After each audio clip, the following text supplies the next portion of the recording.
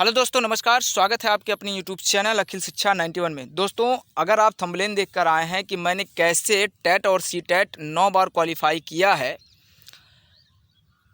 प्राथमिक plus junior, तो ये भी हम आपको बताएंगे। लेकिन सबसे पहले जिन बड़े भाइयों का 69,000 में ज्वाइनिंग लेटर मिल चुका है उनको बहुत बहुत मुबारकबाद। जिनका नहीं हुआ है, ऐसा नहीं कि वो कोशिश नहीं किए, आने वाले वैकेंसी में उनका ज़रूर होगा।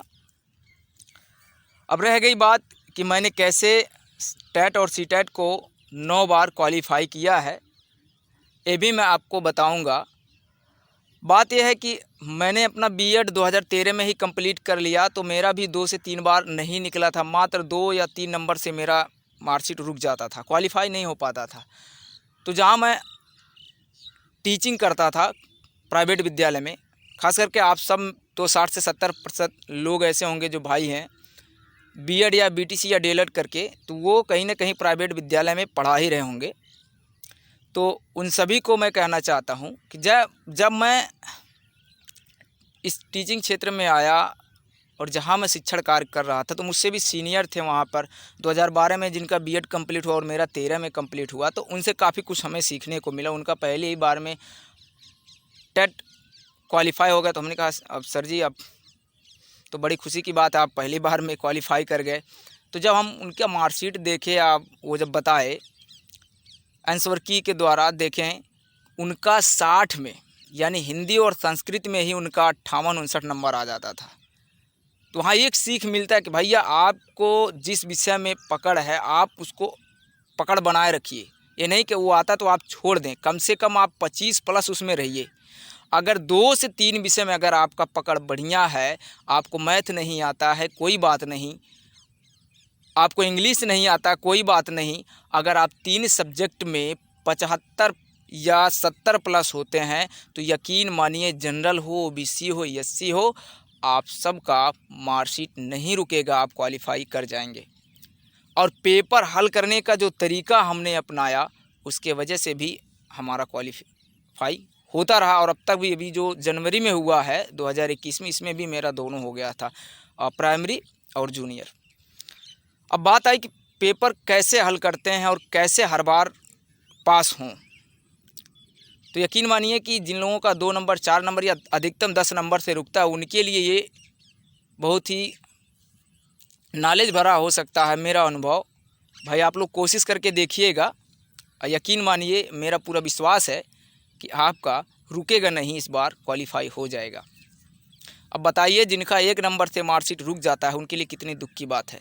और वो जब घर पर आके आंसर की मिलाते हैं, कहते अरे यार ये तो हमको आ रहा था, कैसे छूट गया। तो 2-4 क्वेश्चन तो ऐसे मिलते हैं जो आपको आता है और रास्ते में भी आएंगे, आप मिलाते हैं, ओहो तो गलती हो गया, हमको आ रहा था।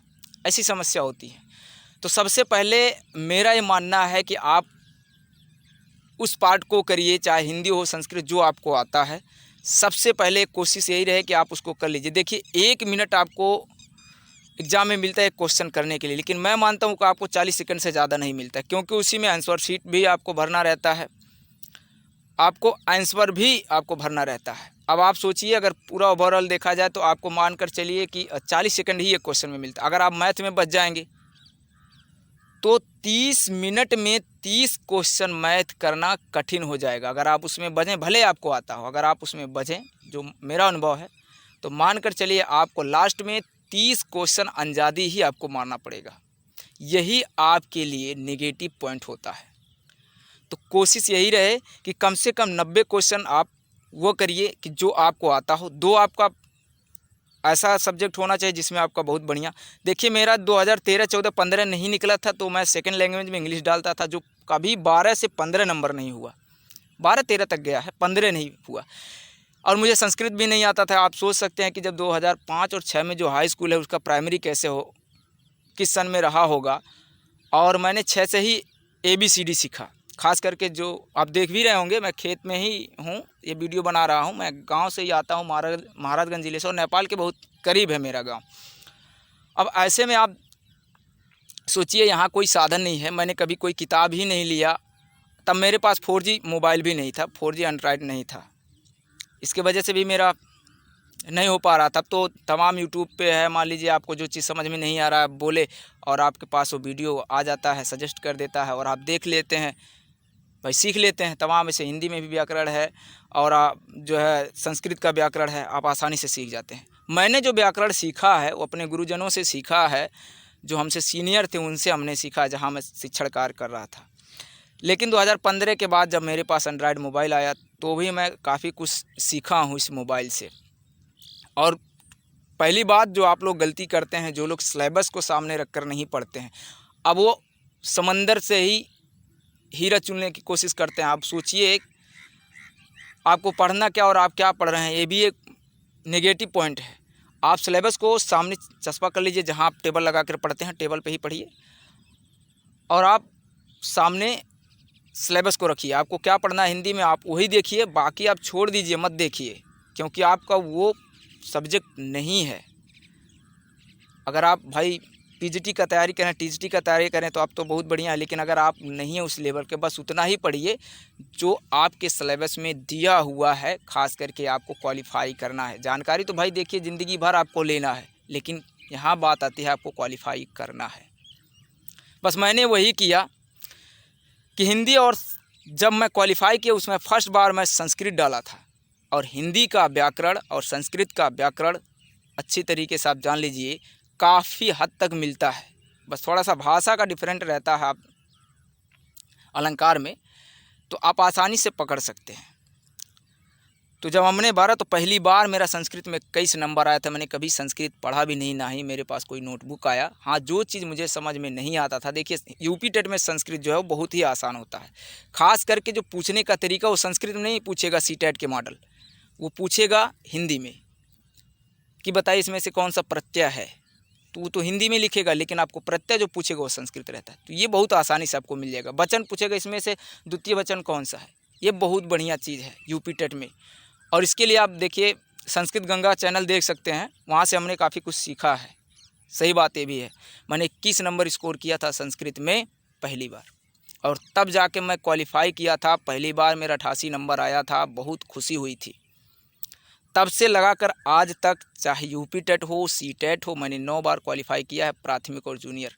ऐसा नहीं कोई बहुत बड़ा मैंने तीर मार दिया, लेकिन ये है कि मैं जहाँ पे था, शिक्षण कार्य कर रहा था, चाहे मेरे दोस्त रहे हों, मुझसे सीनियर रहे हों, मुझसे जूनियर रहे हों, अगर उन्हें जो सब्जेक्ट आता है मैंने उनसे सीखा है।